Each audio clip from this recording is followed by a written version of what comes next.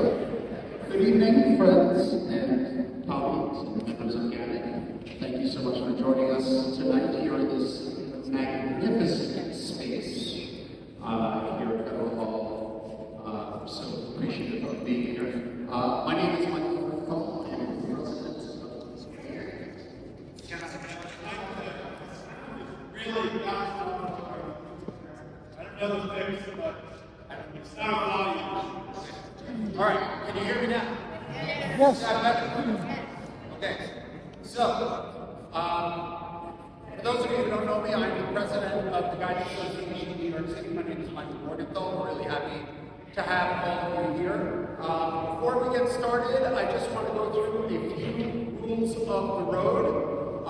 So, number one, please silence your cell phones. Now, don't get into it, we don't interrupt people during the presentation. So, number two, we have different colored badges. If you have a green badge, that means you are a member of GANYC in good standing, and you can address the meeting, and if you do have to take a vote, you can vote. If you have a blue badge, you are a member emeritus of GANYC, which we're so happy to have you here. You can address the meeting, but if we do have to vote, sadly you cannot vote. Okay? And if you have a red badge, you are a guest. We are really happy to have you here, but our operating procedures don't allow you to address the meeting. But after the meeting, we're happy to answer any and all questions you may have and talk to you about anything tourism-related, guide-related, etc., etc., etc. Okay? Last but not least, you all know my pet peeve. If you have questions for anybody who is addressing the meeting, when you raise your hand, wait for me to call on you. Stand and identify yourself first and last name, please, okay? And other than that, we will get started. So, with that, I want to call up Bob Gelber, who's going to introduce our host for the evening. Bob. All right, so welcome to Federal Hall. I have thought about being in this building for GANYC meetings for many, many years, and then very fortunately, we have connections to it. First, I want to thank GANYC member, George Tompkins. George is a retired National Park Service Ranger, and he actually was in this building. And he gave me the home phone number of Melissa Parker-Geisman, who guided me through the application. Because believe me, when I saw the application, I didn't think it was happening in this building. But we got through everything. And I want to introduce now the park ranger who is here to protect us tonight, Christopher Powell. He's going to say a few words about the building. Good evening, everyone. Thank you so much for joining us here at Federal Hall National Memorial. I'm probably guessing that at least every single person here has been in this building one time, but just in case, raise your hands if you've never walked through those doors or that doorway here. Wow. Really? Okay. That's interesting. So, let me tell you a little bit about what you're in right now.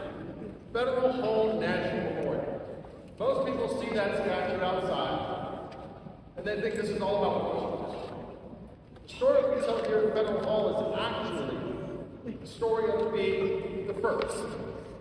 Because what the ground you're standing on was the first city hall of New Amsterdam, the Dutch operated and controlled version of New York.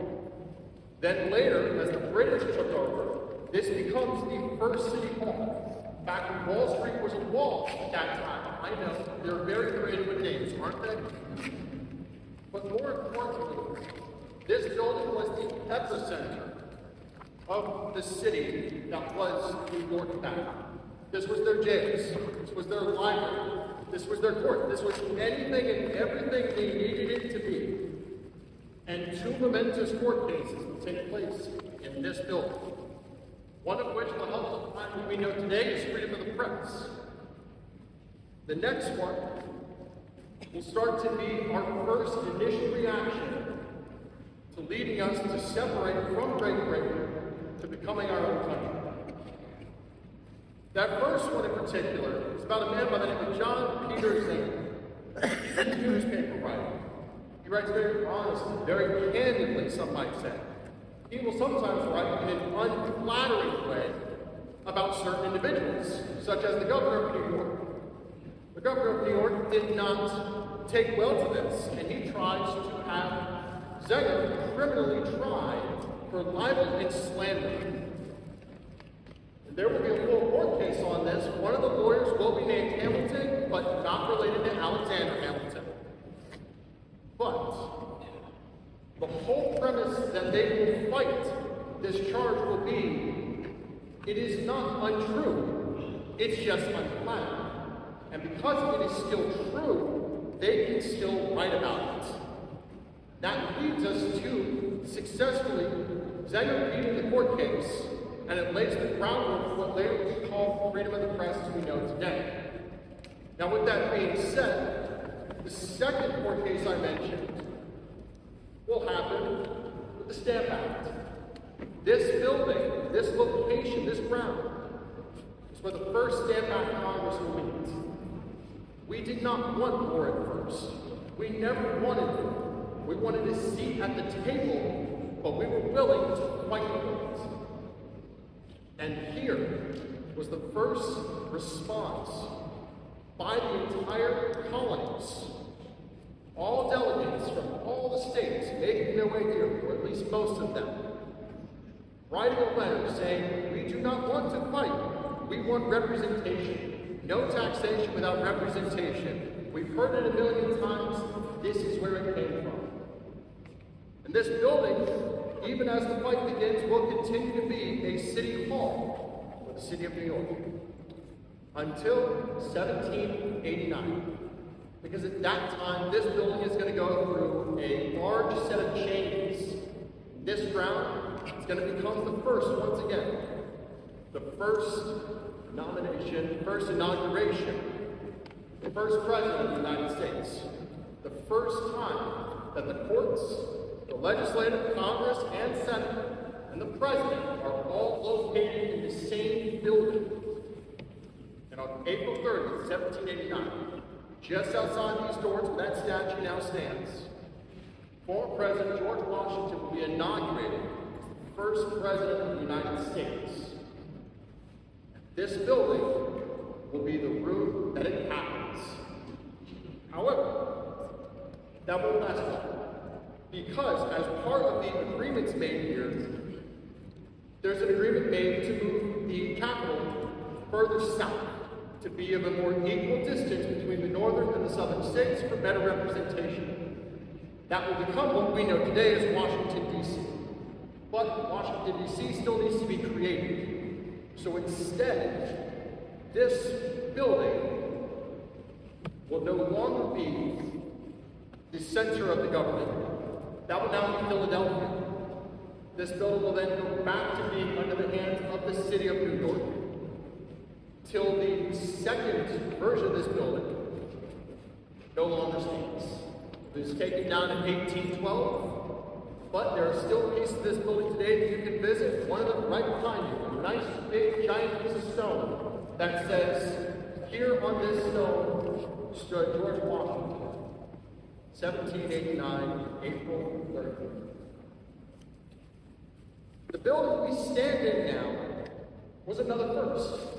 It was one of the first customs houses and sub-treasuries of the United States government. Manhattan was a massive port city at that time, and the ports make us all the money. They need a building for all the logistics that that port brings. So they create this building in this federal style, which is a mix of Greek and Roman that we see before us, taking the best of the Parthenon, the best of the Pantheon. And it will become a federal style that we now see in just about every single government building in and around here in New York, Philadelphia, and even Washington, D.C. But the fact that this is a customs house will actually get too big of an operation for this building. So that's when this becomes a sub-treasury, holding at one point over 70% of the gold of the United States in this building.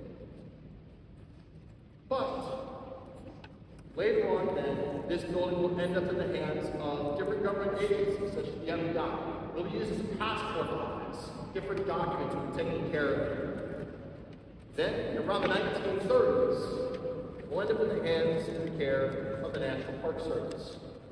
It will be first seen as a museum more dedicated to Washington. But over time, they realized that this story here is not Washington. The story is New York. The story is Lower Manhattan. The story is Wall Street. The story is this ground we stand on now. And that leads us to what we have today. But we don't just talk about the first. We talk about where we started. We talk about where we are today. That's why in that back room there, where you might have seen our gift shop, you see little snapshots of many of the 430 national parks and sites in the United States that are all around us, from battlefields, cemeteries, national seashores, national wildlife refuges, anything and everything.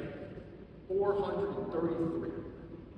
And it includes Guam, Virgin Islands, and even all the way at the top of Alaska, which is darn near impossible to get to. But more importantly, we talk about the past, we bring it to the present. And you, as guides, do the same thing. You teach these stories. You listen to us tell our stories. You learn our stories, and we learn from you. Because the overall goal is education, preservation. I want to thank y'all so much for joining us here this evening. And please, do take a moment to, when you can, take a look around this space and join us between the hours of 10 a.m. to 4 p.m. in this site, but also 8 other sites that are all part of the Manhattan sites of the National Park Service. Thank you.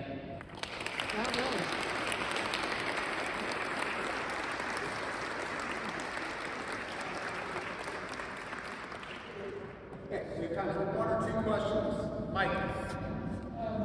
Thank you so much for speaking to us. I want to know what the case about the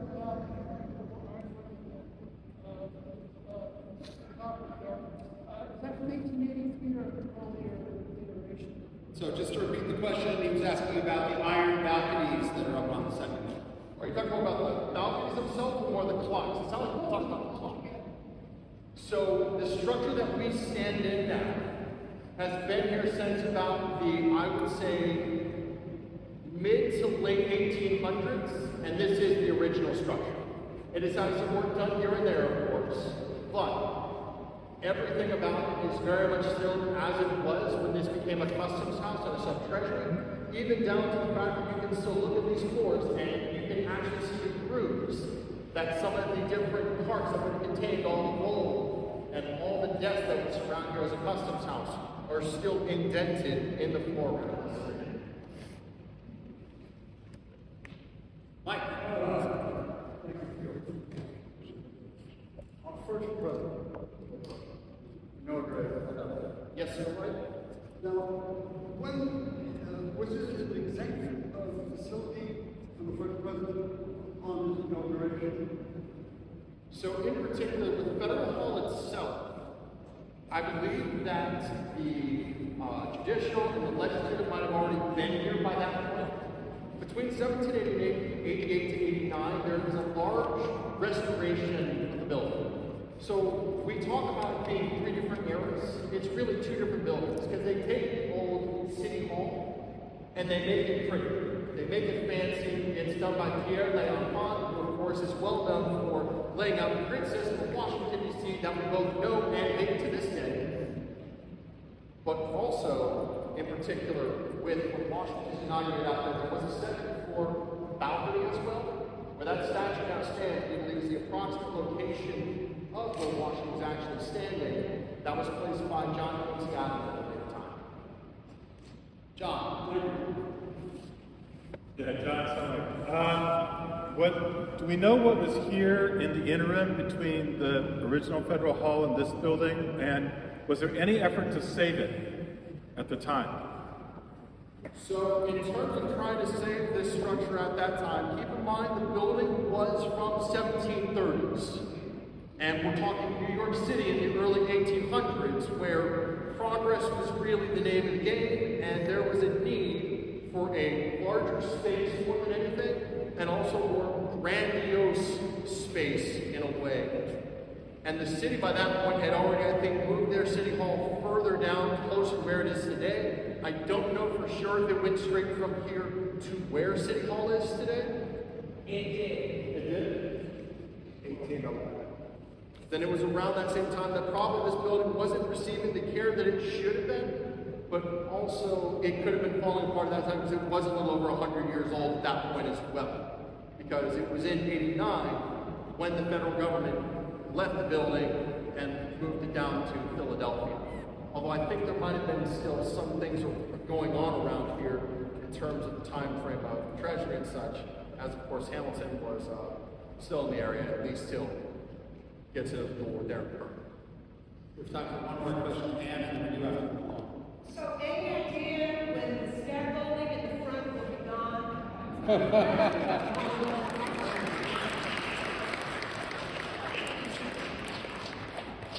I wish I could tell you how often I'm asked that question. That question there. Where's the women's exhibit from all the banners that are still up out there for ever since before I even got here? And where's the Washington Bible?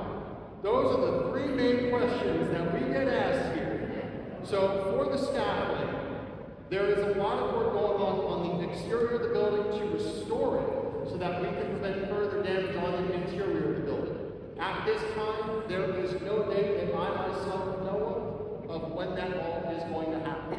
However, I do want to point out, just in case anyone has not been down there recently, Castle Clinton National Monument in the last 2 years has been covered nearly around green walls surrounding it.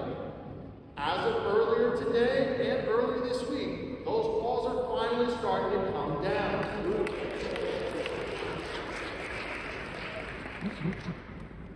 And one of the most, of course, common questions about the Bible. So it is Washington's inaugural Bible. It has never been in the full care and maintenance of the Park Service. It has always been in the Masons' hands. The Masons at one point allowed us to have it here.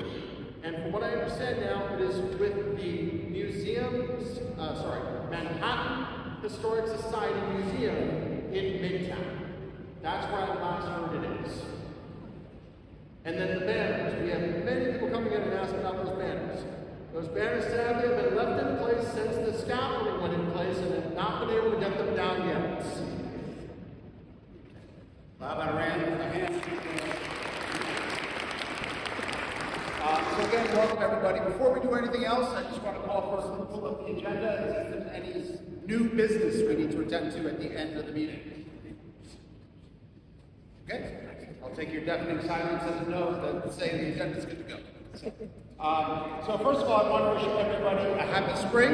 It's finally starting to feel like spring. Blessed Ramadan, happy Passover, happy Easter, because that's all going to happen between now and the next time we meet as a group in April. And just to echo what we've been saying, it's such an honor to be here in Federal Hall National Memorial, and thanks again to the Park Service for hosting us. With everything going on around the country and around the world today, it's important to remember what this place signifies, which our host just kind of ran through. For me, the thing that I love about this spot is it's where the Bill of Rights was written. It wasn't adopted here, but by the time it was ratified, the capital had moved to Philadelphia. So it's important to remember that our founders knew how important it was to have these rights enshrined for a democratic republic, okay? Including the First Amendment, which guarantees the right of free speech to all Americans. And the first time that was ever actually written down was right here. And that's why this place, one of the many reasons why this place is so important. So what does this have to do with tour guides? Well, as I'm sure you all know, independent media and other sources of information have been coming under increasing attack, including pressure from our government to try to rewrite our own history. We as guides are obligated to use our voices to speak up and tell our clients the truth, both about our past, as a country and as a city, and our present and our future. Our guests all invest a tremendous amount of trust in us to deliver many things to them: entertainment, escape, education, context, but above all, we owe them the truth. Tour guides are on the front lines in preserving our history and helping our guests from all around the world understand what has made New York City the greatest city in the world for the past 400 years, and what has kept the U.S. as a shining beacon of freedom and liberty for the past 250 years. There will be lots of celebrations this year for the America 250th anniversary, and we'll have a report about what we're doing a little bit later. And this provides all of us as guides a unique opportunity to make sure our history is told and preserved truthfully, passionately, and respectfully. Now, since the outbreak of war this week in the Middle East, I've had another thought that I can't shake. When I attended the World Federation of Tour Guides conference convention in Iran in 2017, that was the very first time that I heard tour guides referred to as peace ambassadors. How many of you heard that us referred to as that before? Yeah. We truly are ambassadors of peace, and in my 16 years in this business, I don't think there's been a more important time for us to think of ourselves that way. When the world is seemingly on fire, we can offer a bit of peace and tranquility to our guests who may be looking to escape the ills of the world for a few days here in the greatest city in the world. Now, this may seem incongruous to what I said before about truth-telling, and to be sure, it is a fine line to walk. But as the best professional tour guides in New York, I believe that GANYC members will continue to rise to this challenge. So I just want to encourage all of you to keep fighting the good fight, offer your guests fun, escape, and the truth. We should all be proud of what we do for a living and the role we play for our guests. Last but not least, I want to encourage all of you to be extra vigilant about keeping your guests safe in the coming weeks and months, especially as many of us are about to welcome thousands upon thousands of students from all around the country and all around the world. There are likely to be many protests, something we've started to get used to here in New York, and of course, the threat of terrorism rises at times like this. So, I don't have answers. I just want to make sure, just kind of enforce for all of you, reinforce that it's a good idea to think about your plan in the case of a worst case scenario event, and how you can keep yourself and your guests safe should extreme incidents affect your tours and the city at large.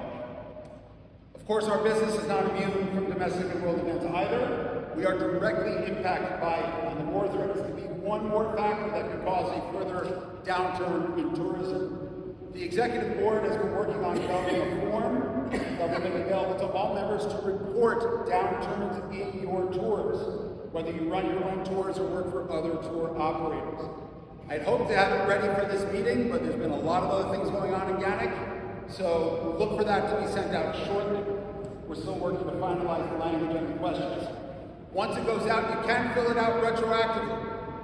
Some of you might remember that we did something similar during COVID to help track all of the lost revenue when the pandemic hit. And over the course of several months, while we had this form available, we had over 400 responses about canceled tours.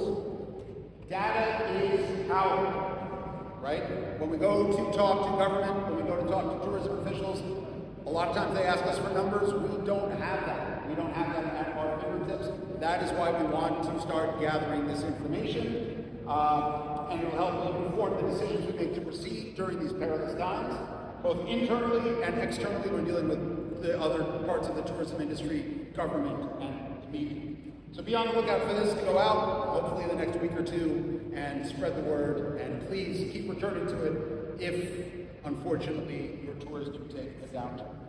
Now, a few other things. We mentioned this last month, but every single one of us, our licenses are up for renewal at the end of this month. Our licenses with the city. So if you have not already renewed your license, you got about 3 weeks to get it done, okay? I just did it. It took about 5 days for my license to come in the mail. It's a fairly efficient system online, so I encourage you, remember, to be a member of GANYC, you must have an active and valid New York City Sightseeing Guide license. And you will need to upload that to our Wild Apricot membership system. An email already went out about this. We'll send another email out to remind you all of how to do it. It takes about 4 clicks to do it. It's super, super easy, okay? So please make sure you do that. Last thing, as I said last month, if you have any difficulties renewing your license, don't contact GANYC. We have nothing to do with that. You need to contact the Department of Consumer and Worker Protection, but I think most people have had a fairly seamless process when it came to that, to renewing their license. Now, a little later in the meeting, we're going to hear two reports from two of our members who attended the World Federation of Tour Guides Association's convention in Japan last month. And we'll have two more reports at the April meeting as well. All four of the written reports are going to be posted to the member documents page on the GANYC website. There's time limits here. The written reports might be more extensive, have photos, things like that, so I encourage you to check that out. We'll certainly send out emails when those are available. Unfortunately, I was not able to attend. I've been to 3 of them, but I was not able to go this time. But I wanted to report that both Vice President Catherine Hill and myself were able to attend the delegates meeting virtually, or at least for as long as we could stay awake, considering the time difference between here and Japan, 14 hours. And I want to say that we certainly look forward to continuing our partnership with the World Federation. It's never been more important for tour guides around the world to be linked and connected, and we're going to keep working towards that. I want to offer my congratulations, our congratulations, to the newly elected executive board of the WFTGA. Many of you have either met or heard Sebastian Frankenberger speak in the past. He was re-elected as president. And of course, we now have one of our own on the executive board as well. And I'm glad that she's here tonight. Emma Gibson College.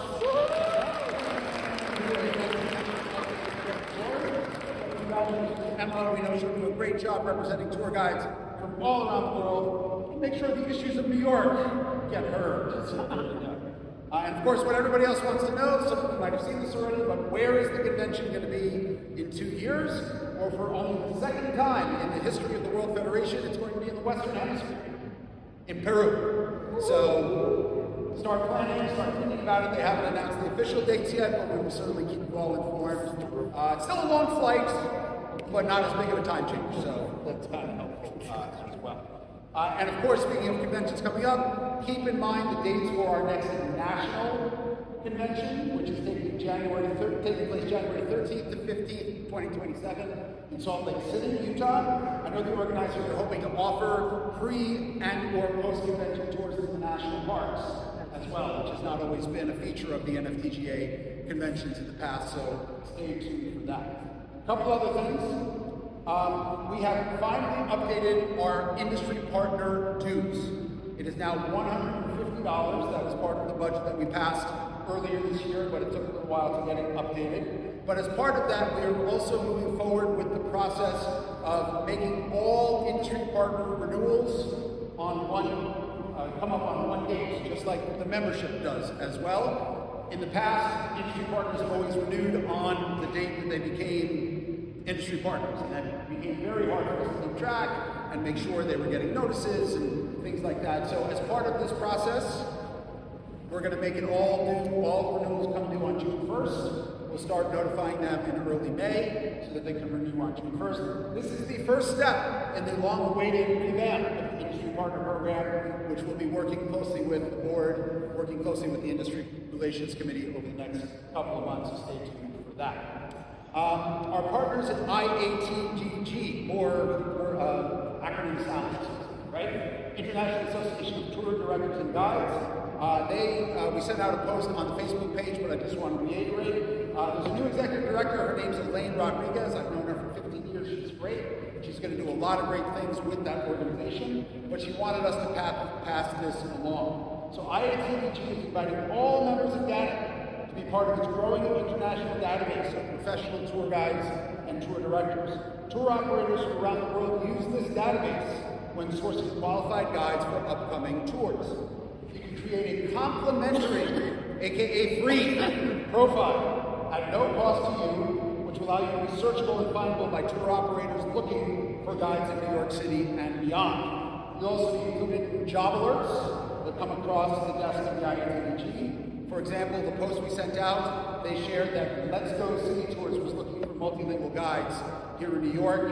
If you want information on that, it's still on the Facebook page. In addition to the complimentary profile, they also offer a paid membership option for $120 per year, which allows you to create a more robust professional presence, including a resume, photo uploads, and the ability to add your guiding business to to the public directory on IATDG's website, and members get a $50 discount to their convention. So if you join and go to the convention, it really only costs you $70 to become a member of IATDG. The conference this year is in November in Las Vegas, and we'll share more information as more details come out about that. Okay? And last thing, before I open up to any questions, I just want to remind everybody that the next membership meeting will not be on the first Wednesday of the month, because that is the first night of Passover, April 1st. So it will actually be on April 8th, the second Wednesday of the month. It will be at Inspiration Point in the Hunts Point section of the Bronx. And our guest speakers will include Louis Arroyo, founder and curator of Fifth Avenue Walls, a street art initiative in the Bronx, Kurt Woons, who's an author as well, and Dr. Stephen Payne, the director of the Bronx County Historical Society. So, with that said, I'm happy to take any questions that you may have to our next part of the meeting. So, so we are going to keep moving on. Next up, we're going to have two reports from two of our members who were lucky enough to go to the convention in Japan, the World Federation of Tourist Guide Associations convention in Japan, as I mentioned at the start. This is the oral report. There will be written reports posted to the members section of the website as well. So our first report is going to come from Michael Dillinger. Michael, come on up. Okay. Can you hear me? Okay. Well, first of all, thank you for allowing me to go. I mean, I was going to go anyway, but being selected to represent GANYC is quite an honor. It's quite an honor. This was the 22nd WFTGA conference or convention, and this was one of the largest. Some 600 attendees, and out of that, about 400 professional tour guides from around the world. Absolutely amazing. Absolutely amazing. I was just overwhelmed by it all. It was just an amazing experience. So on the opening day, of course, I got the usual speeches and welcomes and things like that. I got a little crash course in Japanese behavior or etiquette, how to bow properly, when to take your shoes off, where to smoke, little Japanese phrases like konnichiwa, which is hello, you know, and a few others. What's the other one? Oh, it's summer. Oh, it's curry summer, which is thank you for your hard work. So it was really, really fun. We had a really good time with all that. One of the things that really stood out to me during we also learned about the main religions, Shinto. They have 8 million gods.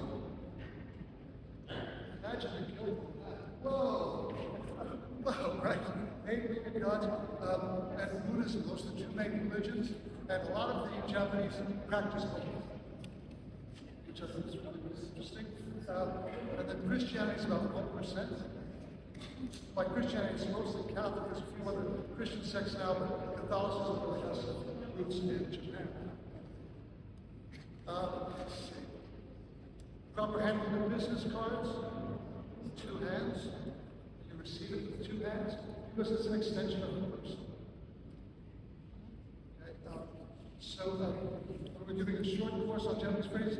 One of the great things too, when they opened the ceremony with kabuki in English, which was really kind of fun. And then the director came out and spoke about it. He said, in terms of sustaining and continuing the tradition, that English made sense to make it available to a broader audience. And that was very fitting because the theme of the convention was sustainable tourism for the future. And so a lot of the events and the discussions reflected that at different areas of that. Now, to be a guide in Japan is amazing. A national guide. You have to take a test. It's only given once a year. And it's given in 2 parts. In August, you have a written exam. In the written exam, you have to know a foreign language proficiency. There's some 10 languages you can choose from. You have to know Japanese geography, Japanese history, industry, economy, politics and culture, and practical guiding skills, including itinerary management. Then you come back in December. You do an oral exam. You have a written exam, you come back and have an oral exam. and the results are announced in February.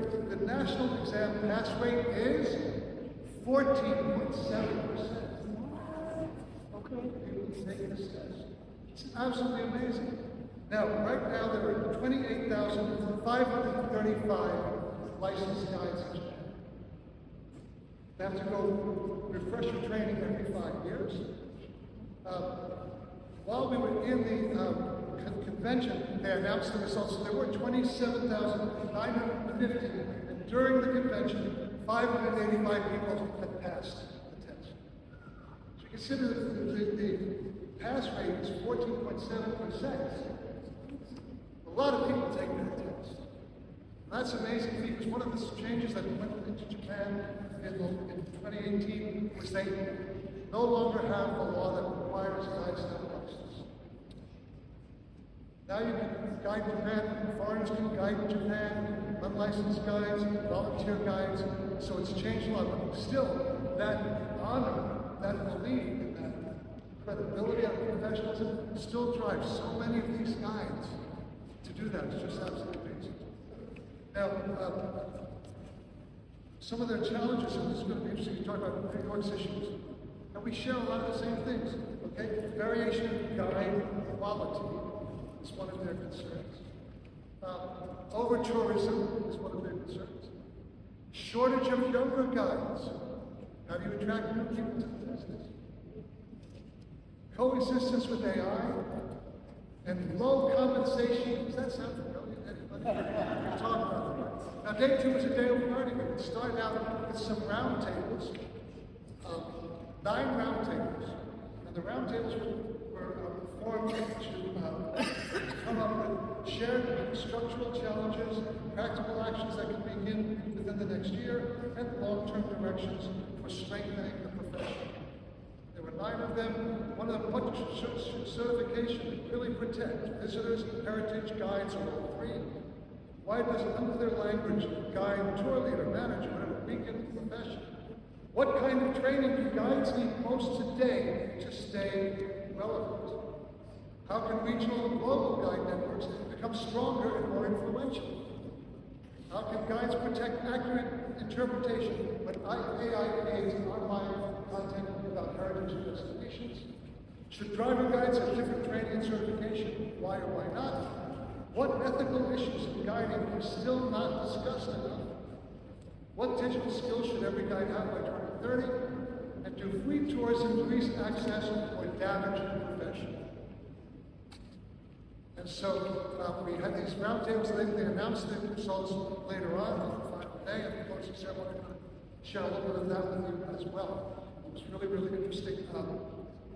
There were other sessions that I missed, unfortunately, because I fell ill. But some of your GANYC members filled in the ranks and did a great, great job. I'll share some of that with you. At the closing ceremony, so the shared challenges that were identified across all those topics from those roundtables were inconsistent regulation and weak enforcement. These are guides from all over the world that are talking about this. Okay? Illegal and unlicensed guiding, blurred professional identity and unclear terminology, market pressure from informal and influencer-based guiding, rapid technology change and AI influence, ethical complexity in a globalized tourism environment, and uneven access to training and digital skills. This is what your colleagues from all over the world are dealing with. And a lot of it's the same stuff we are dealing with here. I would encourage all of you, whether you get selected for a stipend or not, save your money and go to these things. These are awesome. These are really awesome. You meet people all over the world, you discuss these things. I have a new friend, a guy from Oman. Right? That I met at the conference. So some of the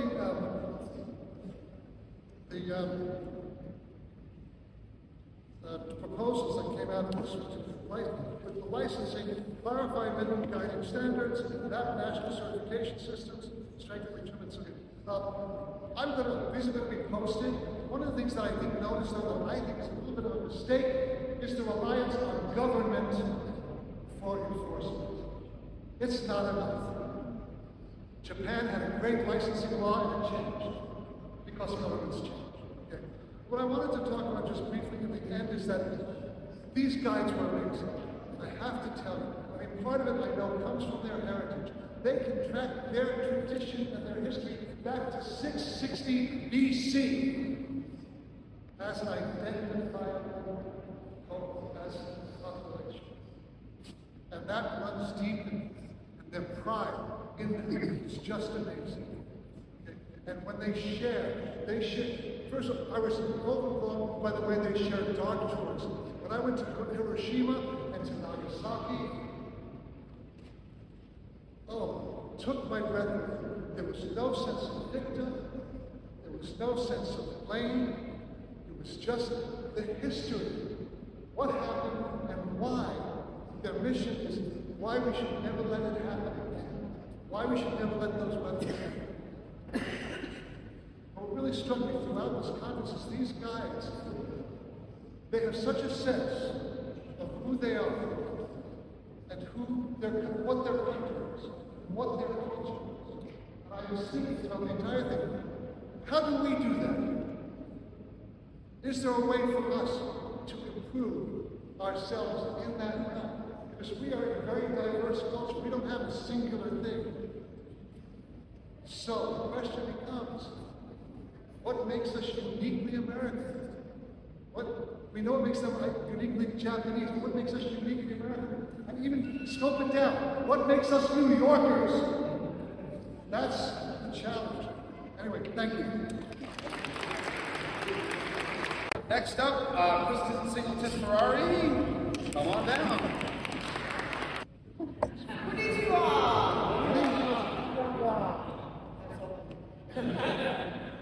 My name is Kristen Singleton Ferrari, for those of you that don't know me. And this is my 13th year guide, actually this week. When I went on this journey, I think, again, board for the opportunity to have a little, financial subsidies, etc. But the learning was so important to be a traveler and to be a tour guide, a tourist guide lesson, because as our friend Emma Gonzalez was actually on stage and they said, so they call you tour guides in New York. And I said, yeah, because we got tours, right? But there is the fact that guides tourists. So then you have tour managers and tour directors. And the WFTGA is a tourist guides association. So please keep that in mind and do, try to look them up and follow them. Sustainability being the theme to this project took us on some pre-tour or pre-convention tours, and you're in Western Japan, which is almost, you can practically see Korea from your window, as someone would say. And we went, further north and wound up in some very, very incredible places. And one of the things that I think was most important was going to Kyushu and to Kumamoto. This is Mr. Kumamoto. All of these different regions have these little particular sort of cartoon figures and stuff. You would think that they're just kids' toys, etc., for their decorations, for their book bags and things, but not quite.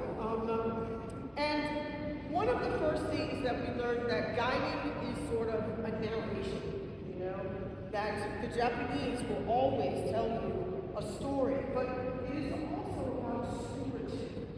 And what we, as tourist guides, are giving as stewards of our town, of our city, of our nation, And so hence I, thought, this is pretty simple. Sustainable tourism.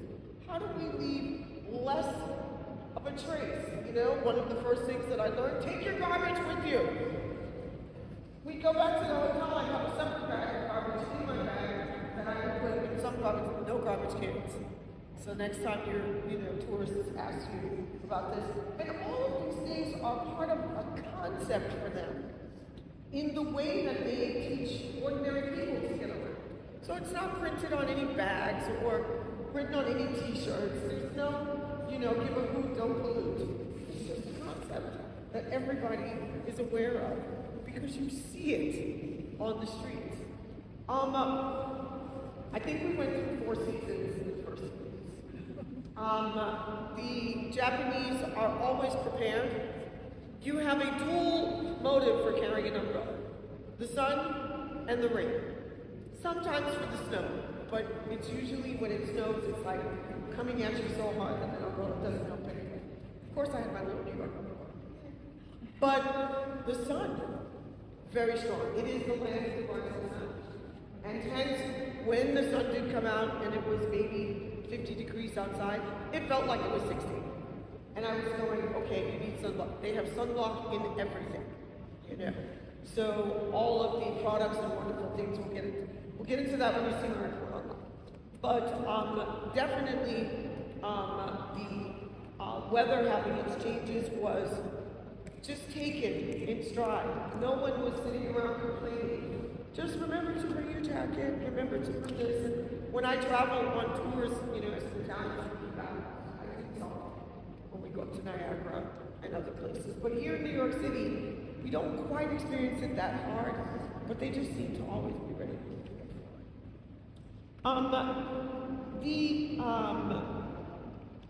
Climate also leads to their agriculture and their energy systems, the way that visitors sort of move around. Whenever you walk into a mall, not only is there that plastic thing that you can put on your umbrella, but there's a dryer so that you don't have to worry about something. You don't have 100 people walking around with mops trying to clean up.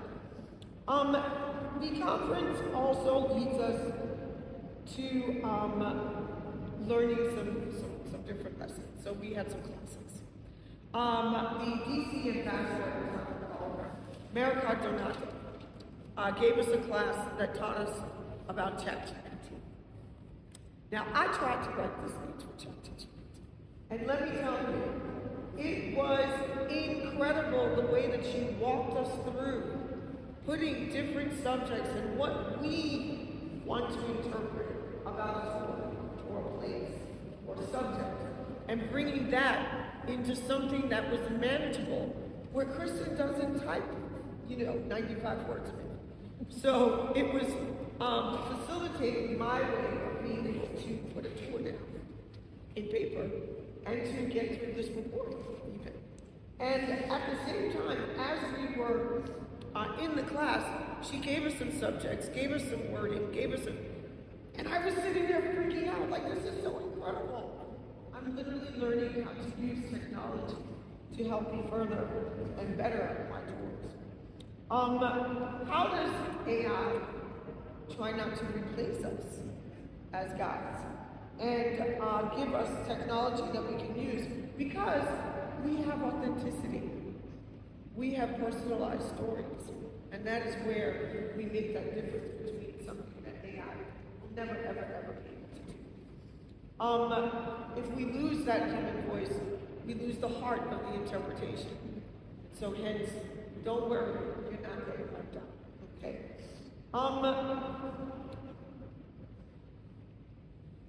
Our very own Emma Gonzalez gave a seminar that it just turned into the Carol Burnett Show. We were given different subjects and each, broken down into smaller groups in order to create a tour for the, kind of penny pinching, tour person on tour, a young man who's in college and trying to go around, but sustainability and making sure that things that participated in ecotourism and other ways that were sustainable was key. So, how did I wind up with a very, very wonderful, wealthy place in Italy? If you don't know, I speak Italian. I lived in Italy for 15 years. And here I am, trying to send someone on an eco tour in Positano, somewhere like that. So I had a woman get off of a fabulous, World Bus cruise and take a private tour on a solar-powered yacht to a little eco-touristy place where you can fish. Took her to a farm where she could have some, food that was at the farm, that was a monastery, and that belonged to my brother. And all of these things, we can find things and create tours that are going to leave less on footprints. Getting people onto public transportation, moving around and not having to have a coach for every 3 feet that you have to move, and being able to maneuver through things like, the Shinkansen, which is the fastest train. I saw those trains. I was there as well. Let me tell you, it gets people where they're going very quickly and saves a lot of money. So, in finality, we also did a little bit of sustainable food. And you can read that in my report as well online. I only have a minute left. What I believe we all took away from this WFTGA meeting was lessons in sustainability. How we are the world of tourist guides, tour guide places, and of our own home cities, where we can be, of course, sustainable in the fashion that we take people around our cities. Thank you so much.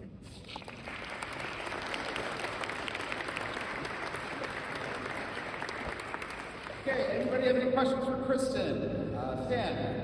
On sustainable tourism or over-tourism, did they mention the town in Honshu where they put up a wall to stop drivers from stopping in traffic to view Mount Fuji?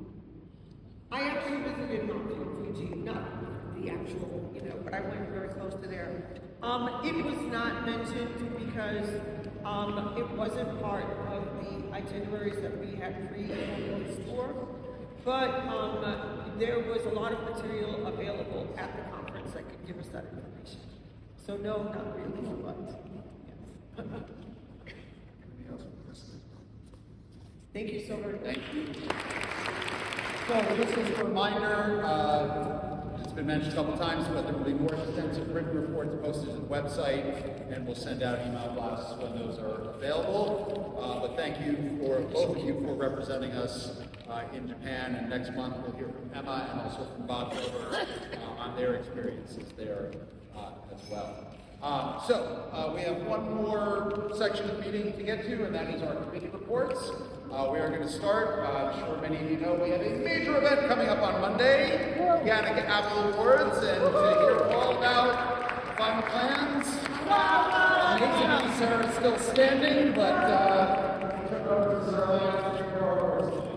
Hi everyone, I'm going to keep this brief. The Apple Awards are on Monday and all the cool kids are going, so I better see you there, alright? For anyone who's wondering or who hasn't read their emails or who's been under a rock for the last 3 months, the Apple Awards are going to be this Monday. The ceremony starts at 8. There is a cocktail reception at 6:30. We just settled the final details of the food and beverages, and they're all going to be delicious. So once again, all the cool kids are going, and you better be one of them. Tickets are $30 for members and $60 for the general public. So if you buy your ticket online, use the emails we sent you to use that promo code to get your discount. If you are buying your ticket at the box office on that night, bring proof of GANYC membership so that they know to give you the discount as well. I will have a full report on the awards at the April meeting to let you guys know how it went if you are a square and you're staying home. But does anyone have any questions for me now? Emma. Are we allowed to share the discount code with friends? Or just for GANYC? We would prefer not. Yes. Okay. I'm putting my treasurer hat on for that. Discounts on the food. Membership has its purpose. Any other questions for Sarah? Just curious, how many people are planning to attend? Wonderful. To finish it to Okay. All right. Well, we look forward to seeing you all there. Or did you have a question? I don't know where my ticket is. We have to have tickets. box office if you've already purchased it? Yes. The people in the box office are very nice. You're gonna like them. And it's Merkin Hall, 67th Street, right? Yes. Merkin Hall on West 67th. Kat. I have got him. Is it a old food or like little food? So, we're all over town. There will be finger foods. We are not expecting to serve anybody a full meal because we will not have that kind of time. But everything will be delicious. So if you're like, I need to eat like every 3 hours, I would say create the burger or something. If you're not one of those people, I think you will walk away very happy. That is the basic spread. All right, thank you, Sarah. Next up, our rebranding committee with Vice President Catherine Hill. Catherine. You hear me? Excellent. So, hi everyone. We have good news. Our rebranding GANYC initiative has moved forward. We're very excited. As we reported last month, after an exhaustive search and interviews, we selected 3 design studio candidates. Thereafter, my co-chair Cherie and I presented their brand design work to the rebranding committee, the executive board, and committee chairs. We want to thank everybody who came to that meeting because it really, they came prepared, having looked at the work, and we had a very productive discussion, and that led us to reduce our choice to 2 candidates. And then Cherie and I deliberated. It was pretty intense because we were torn, as were others, and so we got it down to 1. So happy to report that we hired a very talented graphic designer, illustrator, brand developer, Sophie Lindman of Passion Project. You're going to hear more about her, but for now, we're just happy to say yes, she's a local New Yorker, and we look forward to developing that brand with her over the next few months.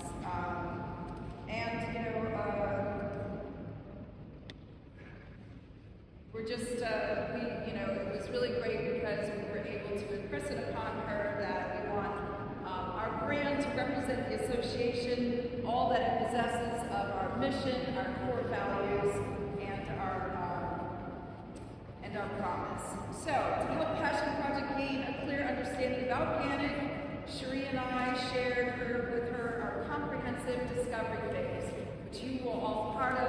We did that survey, we did a few surveys, we created mood boards, we have ideas for taglines, so we presented her with all those things so she has a good sense of who GANYC is, and we also have a new brand story and mission thanks to our President Michael.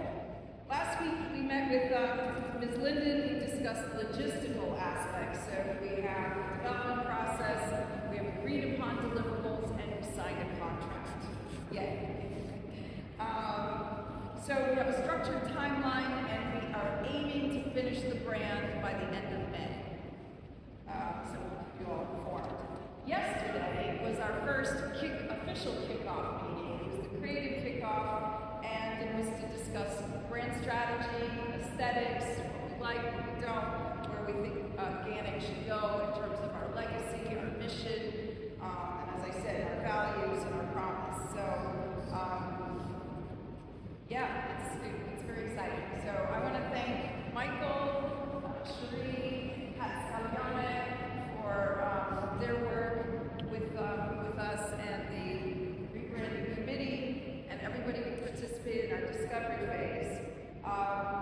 So we're going to have meanwhile, while she's working and to present us in 2 weeks, 3 brand directions, we're going to be continuing to work on the planning and preparation for the launch and implementation of the brand, because the brand isn't just the logo, it's a whole visual identity, and without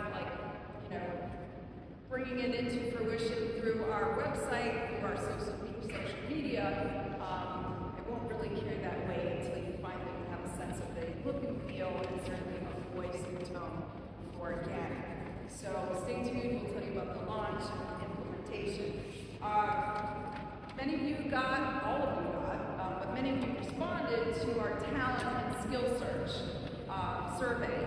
And thankfully, out of that, we got about 30 respondents, so we now have a really dynamic talent pool of writers, photographers, videographers, because once the brand is done, all the content creation is going to happen from within GANYC. So if anybody's still interested in joining content creation, let Sherry or I know. It's going to be a way that we can also, under the guise of PR and the branding committee, collaborate on that content creation.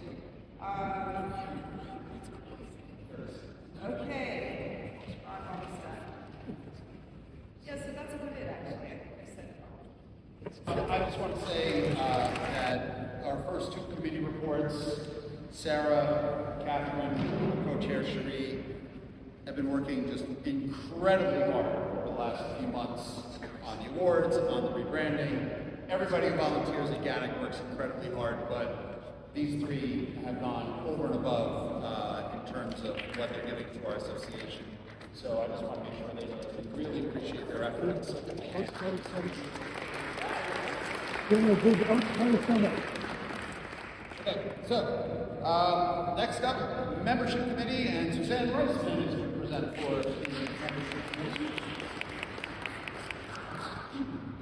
Hello, on behalf of the membership committee, we would like to welcome any new members who have joined within the last year. If you could stand up, if this is your first GANYC meeting, we will applaud you and welcome you.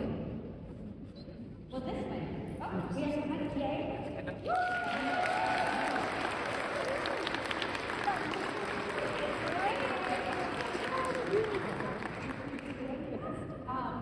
We have more new members who don't think based on your name tags either of you are the people on my list.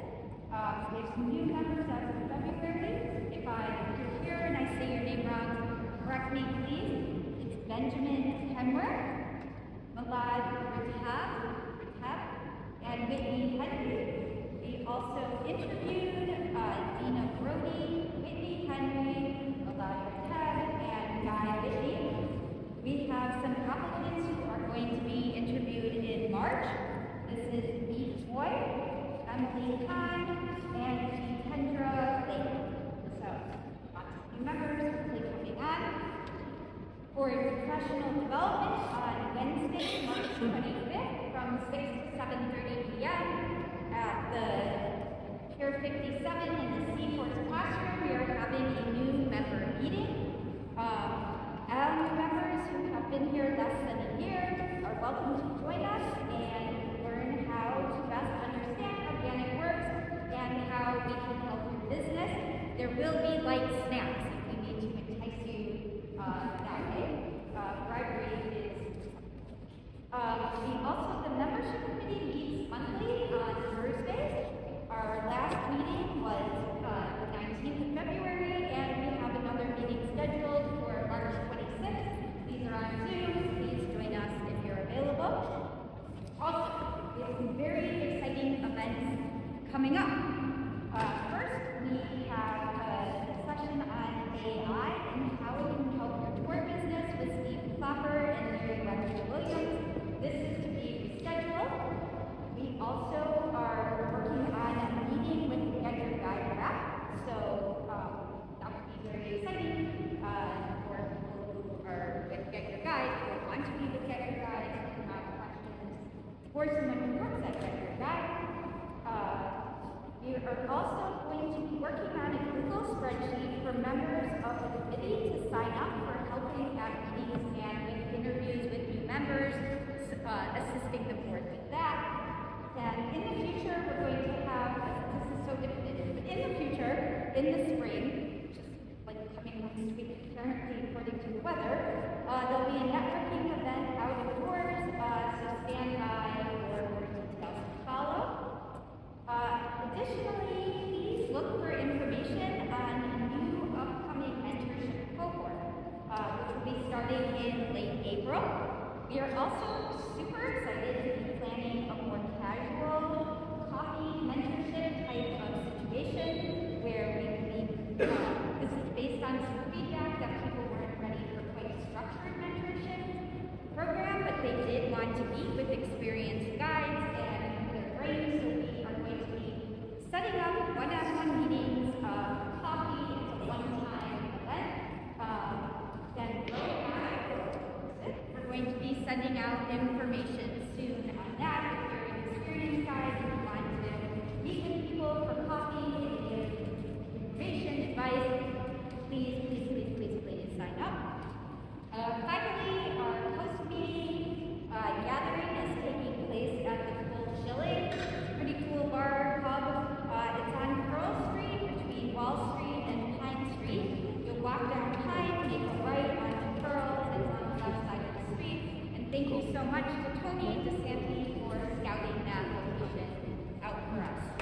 So, just 2 more meetings to go. Next up, Education, Nina Mende. Come on down. Right there, so we're honoring just one more thank you for a longtime member, Lisa Puccio, since 2009, and she's been doing a lot of arranging of the guest speakers. Thanks, Dave, for suggesting tonight's guest speaker.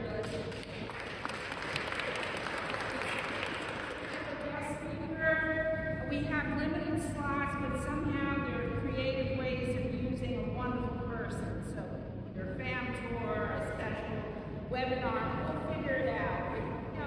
Consult with education and we'll find a space for them somewhere in this continuum. Currently, we've had a very busy March, and fam tours have been a part of our history. Fam tours, site visits, pre-meeting events, all together for 52 years. So this March we started with Sinatra's New York with Andrew Newman. That was fantastic. March 2nd, it's an encore fan. Grand Palace is a retail. Lady Smile and the fascinating history of New York's Gilded Age with Gary Walcott. March 12th, Toasting to Time. A journey through Greenwood Cemetery with crafted cocktails. It's an encore. Organized by Jeremy Wilcox with James Hoffman. So if you missed the first one, you can still get on it. March 13th on Vasquez Steps throughout the East Village with Maureen Hamilton. March 18th, Upper East Side Icons, Andrew Warhol and Truman Capote walking tour with Rosemary Beach Mogan. Close, yeah, I'm sorry. But actually, this is a tour that was developed through the certification committee. It's a debut tour, but Rosemary's not a debut person. She's been doing tours for a long time, but this is a new one. GANYC New York in the 5 Points with Mark Beebe. That's an encore tour, March 24th. March 25th, Triangle Shirtwaist Fire Memorial Tour with Eileen Rourke and Debbie Wells. And that's a GANYC tradition. We're figuring out how far back it was since, I think, 2010. That's how far back it was. Robin Garland here took it over from Lee Gelder, and also Kevin Fitzpatrick did a couple of Robin Fire, and now Eileen. Thank you, Eileen, for carrying the torch. Coming up in March 31st, Dave Gardner, who's a specialist on the Titanic, is doing a piers and ships of the West Side before and after the golden age of the steamship. That's April 22nd. George Tonkin, who is a go-to person for all things, is doing a visit to St. Paul's Church, National Historic Site. It's in Westchester, Cloud. Yeah, it's in Mount Vernon. It's in Mount Vernon, New York, and it has a lot of history to it. So we have also an encore visit to Hart Island that Jeremy is organizing. We'll let you know about that. It's not live yet. And if you missed any of we have sort of index tours. Any tour that you give, we list in our index in the minutes. So all the wonderful February tours are listed, and we have a lot of experts who've done wonderful things. So check out minutes when you see it. If you missed our most recent webinar, Andrew McPhee, The Doctor's Ride of 1788, and offer presentation New York stories, that is also on our website. That's one of the advantages of GANYC membership. We have this wonderful library of webinars, guest speakers that you can refer to anywhere in the world. And if you have an idea for a FAM Tour PDP webinar, click on our proposal link. It's accessible on our website. Our next GANYC meeting, education meeting, is going to be March 18th, and it's on Zoom. It's at 6. It's usually the third Wednesday of the month, and it's at 6 o'clock. So please join us. Also, we'll have some of our members at the member orientation, so you can meet us in person. And we have quite a large committee of people, and I'll just give it Bob Wilcox, Johnson, Joseph, Sarah Grass, and Ms. McLean.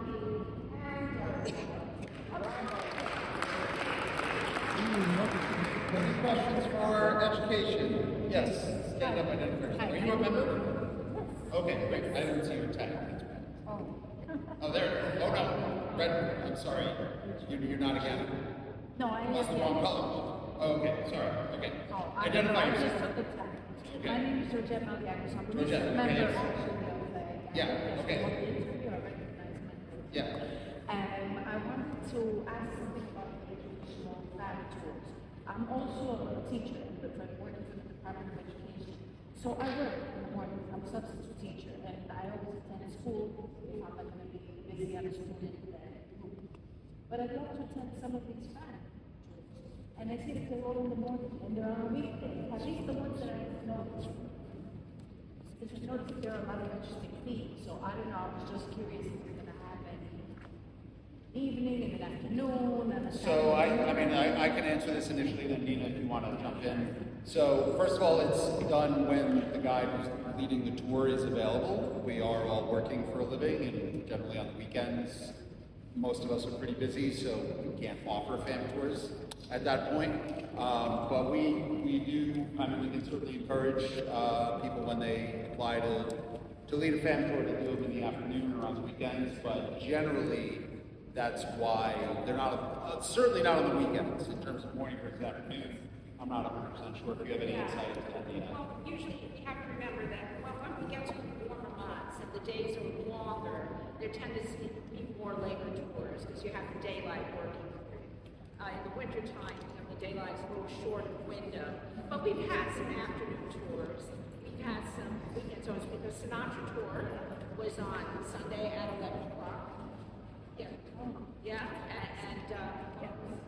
and James is at 2 o'clock on the 31st. So we do have some afternoon, but that's always a challenge. And we have a limited amount of people, so we try to do encores as much as we can. But you'll do a tour in the afternoon for us, for sure, right? Okay, so our last committee report for the evening, our America 250/NYC 400 committee with Gary Dennis. So NYC 400, USA 250, which is what I want this to be called, not the other way around because we come first. Had its first committee meeting this past Monday. The meeting was very well attended by a lot of you here today, all right? I thank you very much for showing up, all right? The meeting was also attended by Peter, and I'm going to beg his name, Agner, I think is how you say it, of the Gotham Center. The Gotham Center presented their website, their app, which is going to be geolocated. It's not going to replace us. That's not the point of the app. You can have your kid play on the app while you learn something. That's the point of the app. You can blow up ships in the harbor, which didn't happen with the app, all right? So there you go, all right? And also highlighting their Revolutionary War sites, and they're calling it the Trail, the Revolutionary War Trail. Their site focuses primarily on Lower Manhattan, but they are looking to expand into the outer boroughs and other neighborhoods within Manhattan. Very important part of all of this. They're also looking to partner with us in terms of in-person live tours. All right. I have requested that at this meeting, I request that anybody has a connection to any historical group. The Robin Barr Historical Group, right? And George, yes, that's why I'm saying it now in front of YouTube. I know, I'll give up my background. Jesus. All right. Anyway, the point is, if you have a connection to an historical group, please get in touch with them. And then let me know, because I don't want us like overstep and things like that. Double push by that. And let me know, and we'll get as many groups on board with this. Why do I want to do that? Why? Because my whole thing has always been with this committee was to push the name GANYC out there, to get us more known, recognized. All right? It's enough that we recognize each other. But give me something that you just said. I'm going to do my West Side tour on a Sunday afternoon, all right? So that way you can go, because I know there's no school on Sunday. Some Sunday school, all right? I don't think any of you go to Sunday school. And how many more? I got 2.5 more minutes, so. I can't believe I did it in that time. Thank you very much. That's my bravo.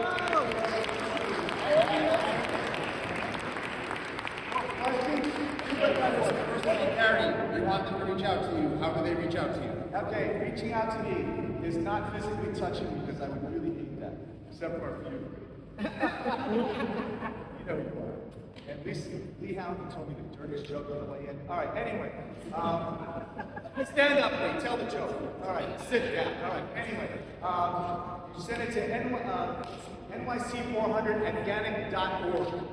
All right, GANYC.org. There you go. NYC400 at GANYC.org.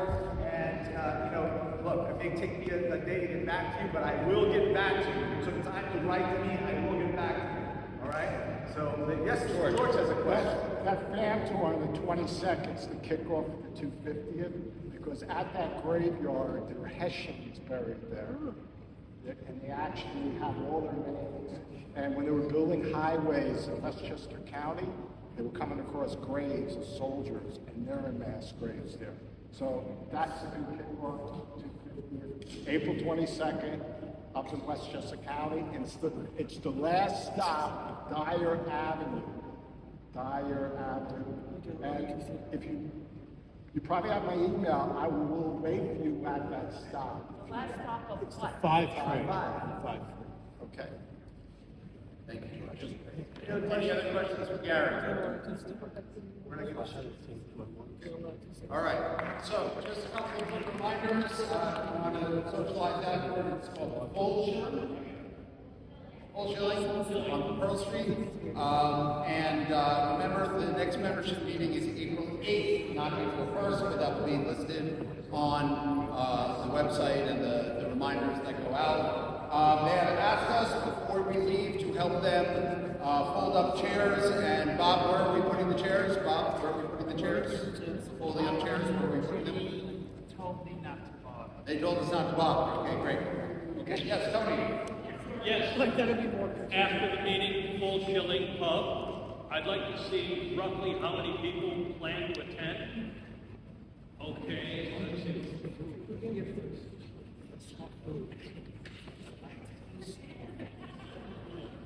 Okay, that's a rough idea, thank you. Motion to adjourn! Second.